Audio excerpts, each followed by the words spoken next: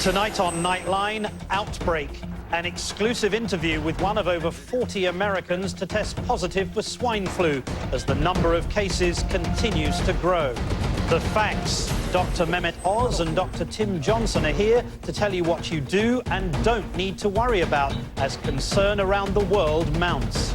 Tracing the source, we go deep inside a paralyzed country, from Mexico City's empty streets to the hillside farms, in search of patient zero.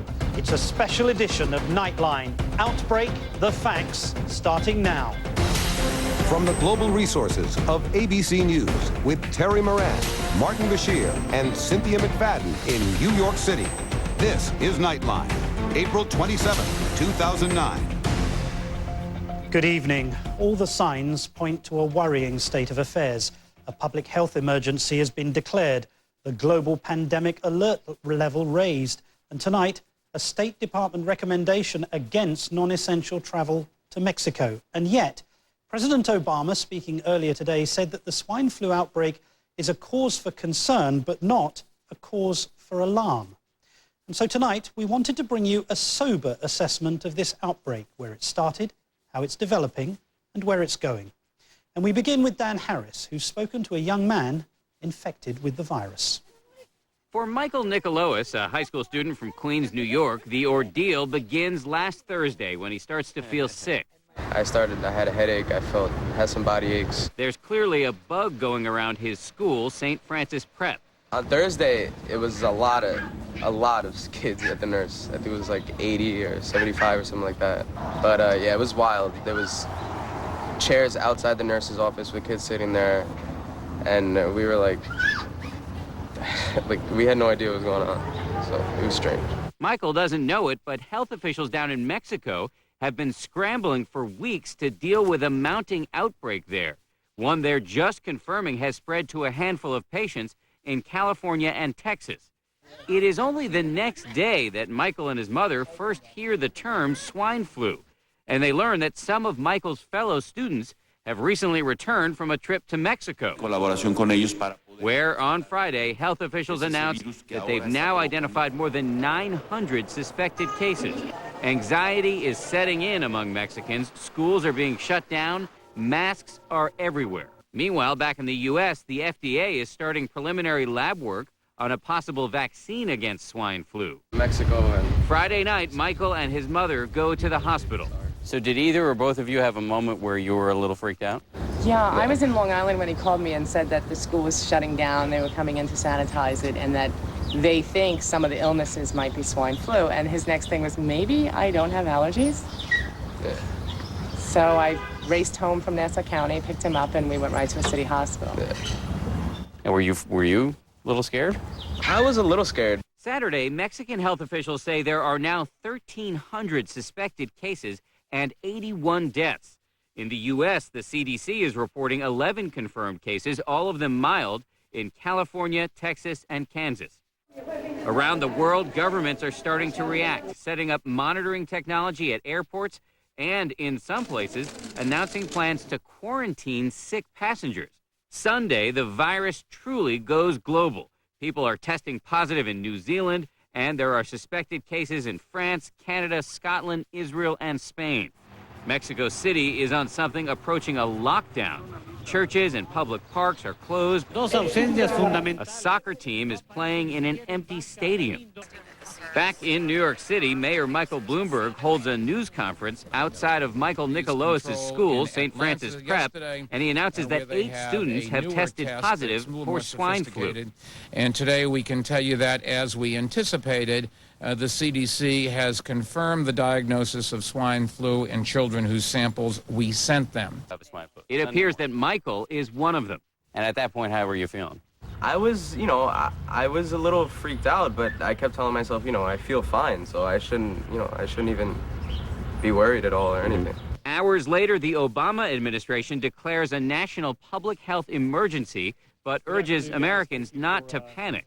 We do think that this will continue to spread, but we are taking aggressive actions to minimize the impact on people's health. Shortly after that, however, an official with the CDC says on a conference call with reporters that she fears that Americans will die from this virus.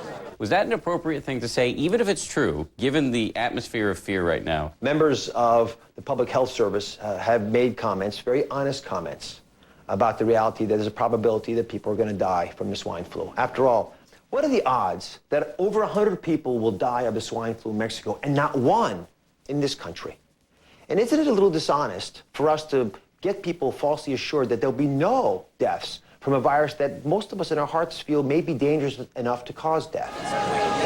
Today, Monday, in Mexico, the suspected death toll rises to 149, and the clampdown continues. The Mexican government orders schools closed across the country until May 6th. Back in the U.S., President Obama weighs in for the first time. And this is obviously a cause for concern and requires a heightened state of alert. But it's not a cause for alarm. This afternoon, the mayor of New York holds another press conference and says 20 more people, including students and a teacher, have tested positive, but that these were all people suspected to have the virus anyway. This remains an isolated incident. There is no reason for anyone outside of the St. Francis community to stay home or to change their daily routine unless they are sick. Everyone should go to work and go about their day, and no one who is planning to visit New York City should think twice. A sentiment echoed by Michael Nicoloas, who insists he is feeling fine. I have to say, I haven't seen you on a day when you haven't been diagnosed with swine flu, but you look pretty good. I feel pretty good, yeah. All this anxiety that's going on in the country about swine flu, what would you like to say to people who are very worried about this? Stop worrying about it. I would say, obviously, you have to be concerned. You have to, your hygiene has to be good. You can contract the common cold much, just the same way you contract this. And his symptoms were very similar to the common cold. And luckily, I could see him engage that through all of this, because what we were hearing and what we were seeing were two totally different things. Moments after this interview, however, the World Health Organization raises the pandemic alert to 4, meaning that there is now a greater threat of a major global outbreak, although there is no guarantee that it will happen. When and how will we know how serious this is going to be? The next 7 days are absolutely critical. Either the number of cases in Mexico will rapidly accelerate, we'll see more deaths, and we will realize all the different mutations that this virus can adapt to, or it's going to plateau. If it plateaus, we're done. The incidence in America will continue to increase probably for another week or two after that, but slowly drop off as people get smart and stay away from each other. But if it's the former scenario where we have a rapid increase in Mexico, then it's not just the United States, but the entire world that will become concerned. Bottom line, while Michael Nicoloas' case is reassuring, we are not out of the woods yet. For Nightline, this is Dan Harris in New York.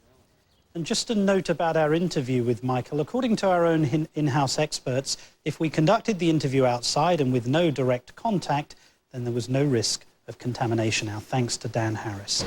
When we come back, we take you south of the border to a massive city nearly paralyzed, and we go in search of patient zero. ABC News Nightline, brought to you by Sprint.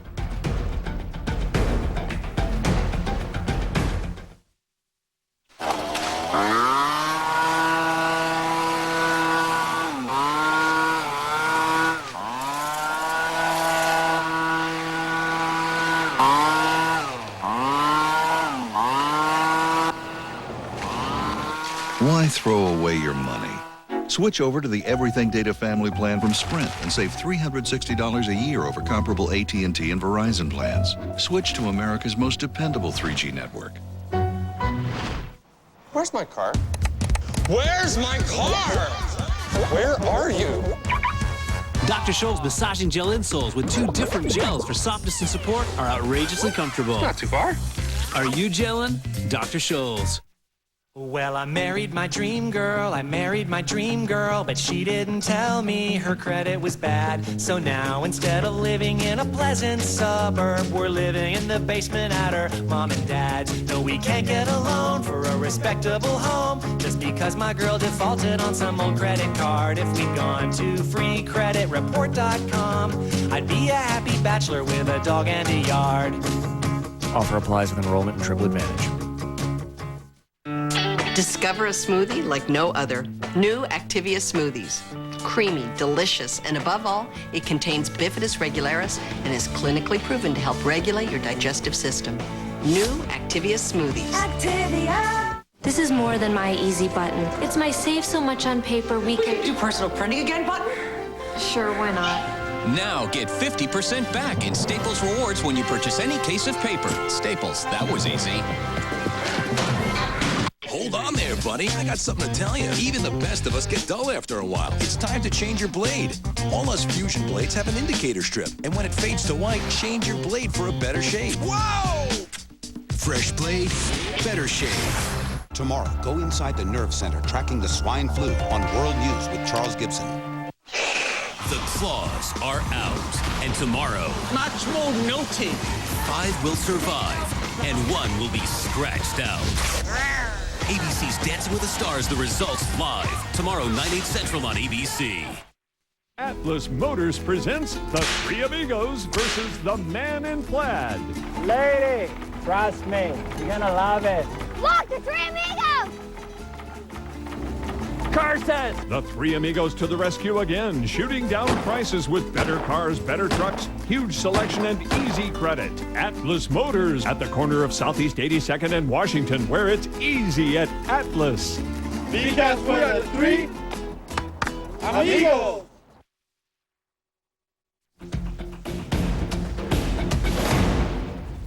It's among the largest urban areas in the world, home to an estimated 18 million residents. But tonight, Mexico City is fearful and quiet.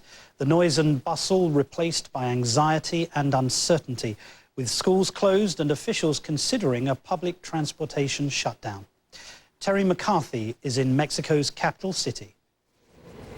Mexico City feels like a sci-fi movie, with so many people wearing masks. Even going out onto the streets is spooky. So here are the key tools for reporting an epidemic. Hand sanitizer and the mask.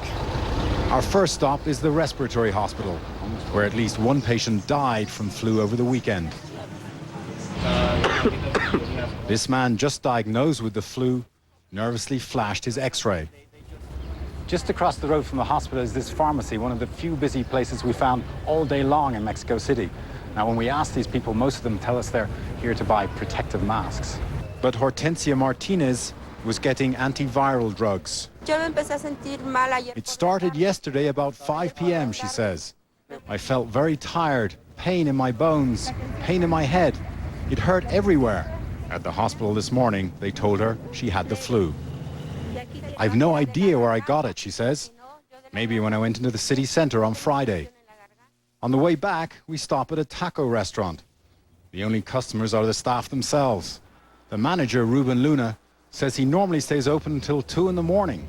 Today, he'll close at 6 p.m. It's the middle of the day and we're in the center of the city. On a normal day, these streets would be gridlocked. In a park nearby, the only sign of life, a dog. Buenos dias. At least the convenience stores are open, although the guy on the register is not wearing a mask. Isn't he afraid? Oh yes, he says. But if I wear a mask, the customers cannot understand what I say. Others are more cautious about human contact. Many have stopped shaking hands altogether.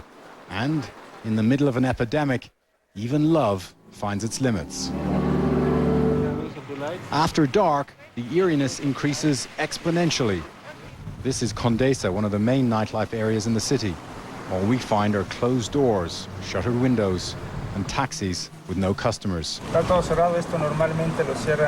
This place normally closes at 2 o'clock in the morning, says this taxi driver.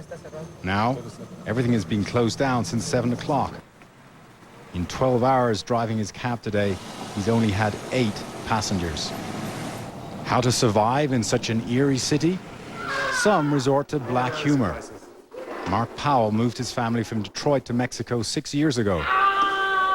We love zombie movies because I think zombie movies really represent what's Mexico City sometimes. And the most scary thing about this sci-fi movie? Nobody yet knows how it will end. For Nightline, I'm Terry McCarthy in Mexico City.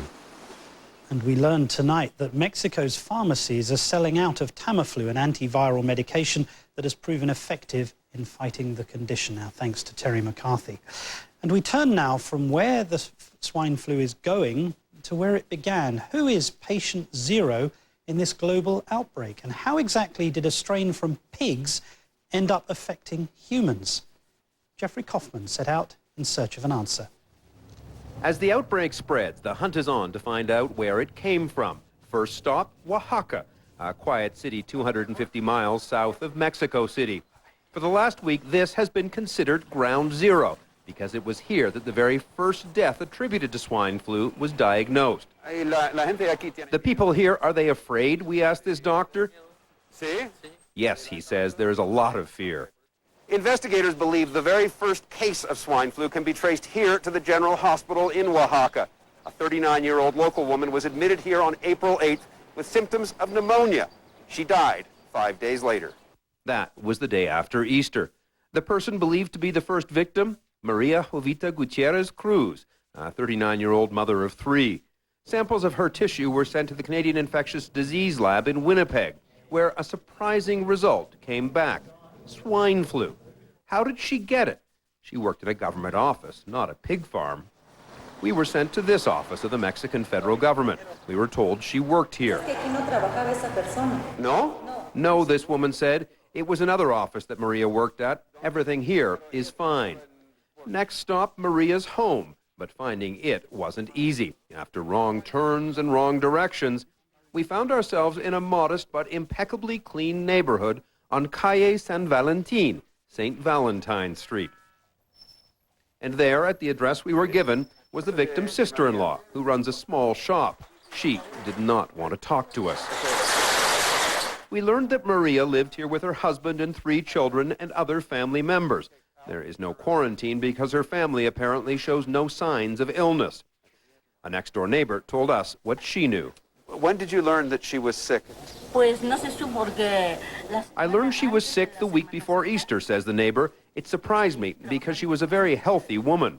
Another neighbor hid behind a plant as she told us that it was just a few days ago that she learned that the woman next door died of a deadly virus. But she insisted she isn't afraid. She doesn't need to wear a mask because she's careful and very clean. Yes, of course, you can find meat, including pork, in the local market, but this is not a pork-producing area. So investigators have been puzzled as they try to unravel the history of this outbreak. Martin Vasquez, the Minister of Health for the state of Oaxaca, is the front man here for information on the outbreak. He told an enormous and chaotic news conference this afternoon that the outbreak is under control here. Then he sat down and talked with us. How many cases of swine flu are there in Oaxaca? Confirmed? Sí. Just one. He told us that there have been 25 possible cases of swine flu identified in this state, but half have recovered and none of the other cases has been confirmed. The first case was identified here, the health minister added, but that doesn't mean it came from here. And tonight, indications he may be right, as the hunt for patient zero and ground zero shifted from Oaxaca to the neighboring state of Veracruz, a region with enormous pig farms. Just recently, one community has been protesting against pollution from an American-owned pig farm. It is in that area that Mexican health officials have just identified a new patient zero, a 4-year-old boy diagnosed with swine flu 2 weeks before the woman here in Oaxaca died. For Nightline, I'm Jeffrey Kaufman in Oaxaca, Mexico. Now, thanks to Jeffrey Kaufman. And when we come back, our Dr. Tim joins us with his straight talk about what you need to know to protect yourself and your family. For the first time in history, more people live in cities than anywhere else. Which means cities have to get smarter. New York has smart crime fighting. Paris has smart healthcare. Smart traffic systems in Brisbane keep traffic moving. Galway has smart water. Smart meters in Dallas, Houston, And a smart grid in Copenhagen keep energy flowing. Smart ideas are happening all over the world. I want to bring them all together in your city. The smart of A Paris. smarter Stuttgart. São Paulo. Copenhagen, Kyoto. Planet of smarter cities. That's what I'm working on. I'm an IBMer. Let's build a smarter planet. The perfect hot wire getaway. Shop till you drop. Relax by the pool. At a 4-star hotel for a 2-star price from hotwire.com. When hotels have unsold rooms, they use Hotwire to fill them, so you get them at prices lower than any other travel site. Guaranteed.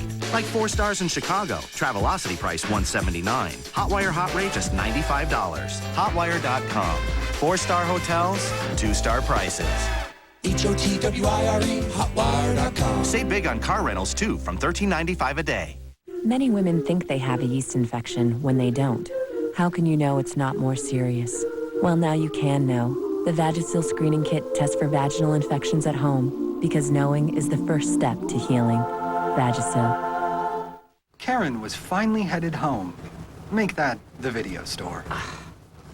If she had Netflix, she could keep her DVDs for as long as she wants. Take the drama out of renting. Netflix. Unlimited movies for $8.99 a month. This morning, the big event started. You said you wanted GMA to come? As GMA took off across America, bringing communities together. And tomorrow, it's Chris and Sam somewhere in America. Then, Wednesday, the whole gang is at your house on Good Morning America. And now, hot off the grill with Izzy's Chef Marco. Hey, glad to see you. Step right up and try this gorgeous sirloin. I've seen prime rib never look this good, even in its prime. Applewood smoked, specially seasoned, and finished to your taste over an open flame. Just doesn't get any better. Wait, I'm lying. It does. If you have it with my delicious lemon dill salmon served cedar plank style, or you guessed it, flame finished on the grill. Sirloin and salmon, great together at Izzy's, where we're now serving more than ever before. I kid you not. Izzy's.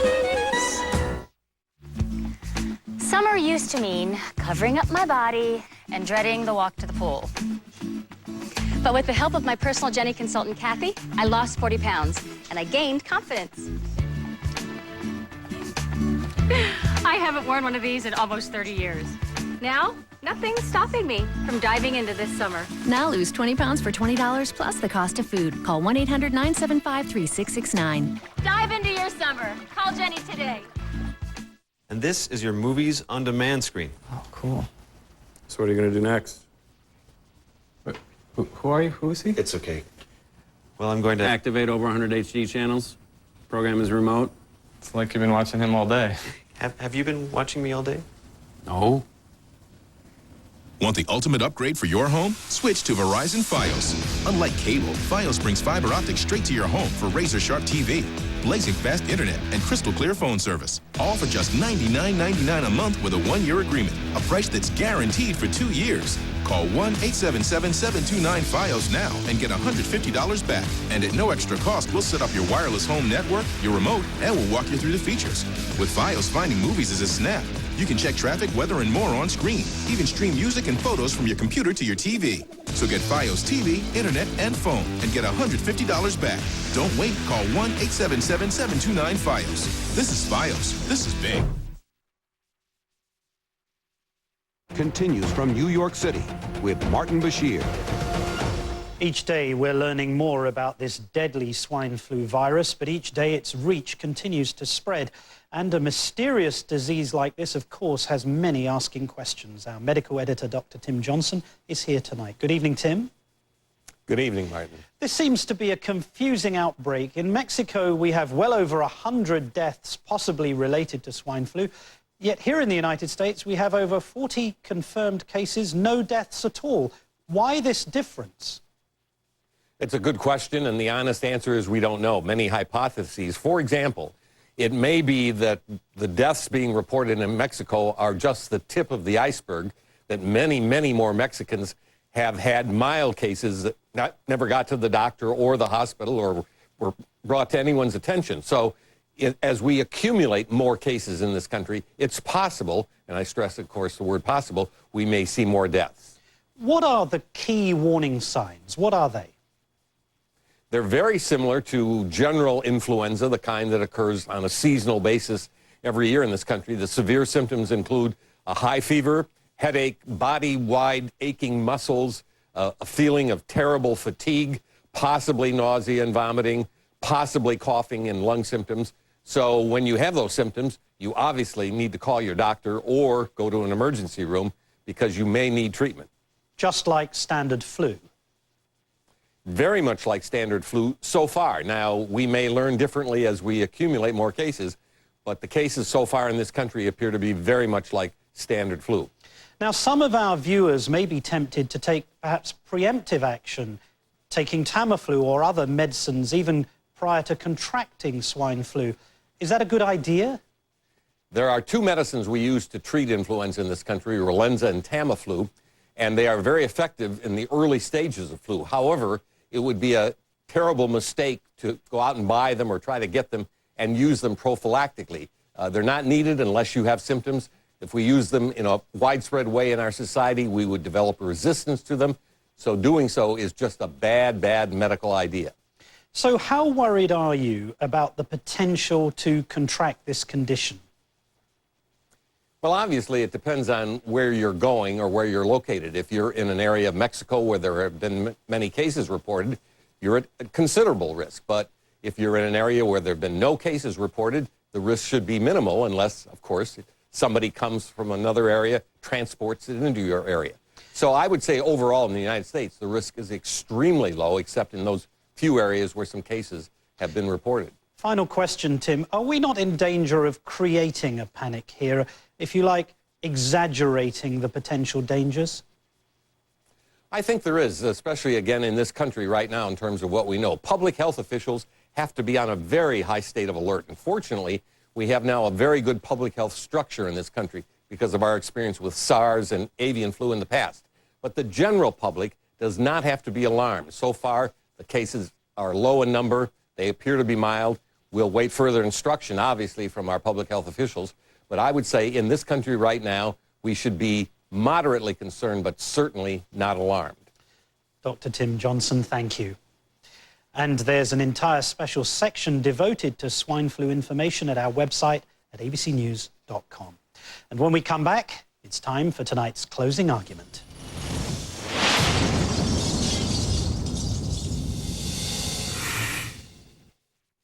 Friday, why did the seemingly perfect, loving son and brother set up the murder of his own family? Could this eerie childhood video hold the clues? Friday, the shocking revelation. Can we stop for a second? A murderer in the family, only on 2020. Most kids are eager to grow up, but for 8,000 Oregon foster kids, growing means finding new shoes to replace those that are too small or worn out. To help, Sleep Country USA is collecting new shoes for foster kids of all sizes, but they can't do it without you. Bring your gift of new shoes for boys and girls to any Sleep Country. Call 1-888-88-SLEEP for the store nearest you. Sleep Country knows not everyone can be a foster parent, but anyone can help a foster child. Every day's a brand new day. Every day's a brand new day. And Ross keeps bringing unbeatable savings your way. Yes, every day, more of the top brands for your home are arriving at Ross. The same decor that sells for a lot more at department stores and other so-called discounters is at Ross for a lot less. Yes, every day's a brand new day. Ross, the savings are unbeatable. Lexus of Portland's spring sales event is happening now. Specials like the 09 IS250, $369 a month lease. The IS250 all-wheel drive. Performance, style, and technology. Now, $369 a month at Lexus of Portland.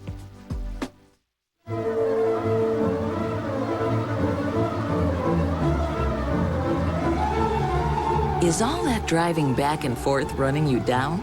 Try combining your trips into one, or use other ways to get around. Walk, bike, carpool, or take public transportation.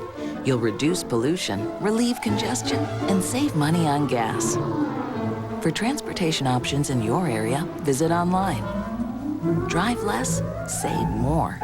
This is a great time to make a great buy at Bruce Chevrolet. Over 350 vehicles, all for immediate delivery. Folks, it's my opinion, these two vehicles are the best buy on the American road. Take a look at this 08 Impala loaded with extras, only $11,988. Or this 08 Trailblazer, also loaded for only $15,988. You can't beat it. Come out today. That's Bruce Chevrolet in Hillsborough, a name you know and trust. A detailed forecast to plan your day. K2 Storm Tracker weather. Hey, go to theheroesf150.com and tell Ford and Extreme Makeover Home Edition how you use $250 grand in the all-new 09 F-150 to improve your city. K2 News voted Best Newscast by the Associated Press. The stakes are very high right now. What's truly important to people is how does this story affect me? ABC's World News with Charles Gibson, cutting through the noise. And that makes bringing people the news all the more important.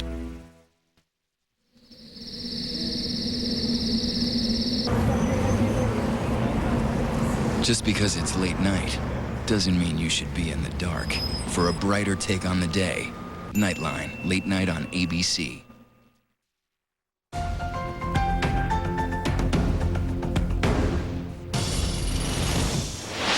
Time now for tonight's closing argument. An authorized Air Force One photo op for the White House, set to a backdrop of blue sky and the New York City skyline. But the public was not informed, and the low-flying plane trailed by an F-16 reminded many in Lower Manhattan of the attacks on September the 11th. Offices evacuated and some literally fled on foot. President Obama and New York City Mayor Michael Bloomberg were both furious.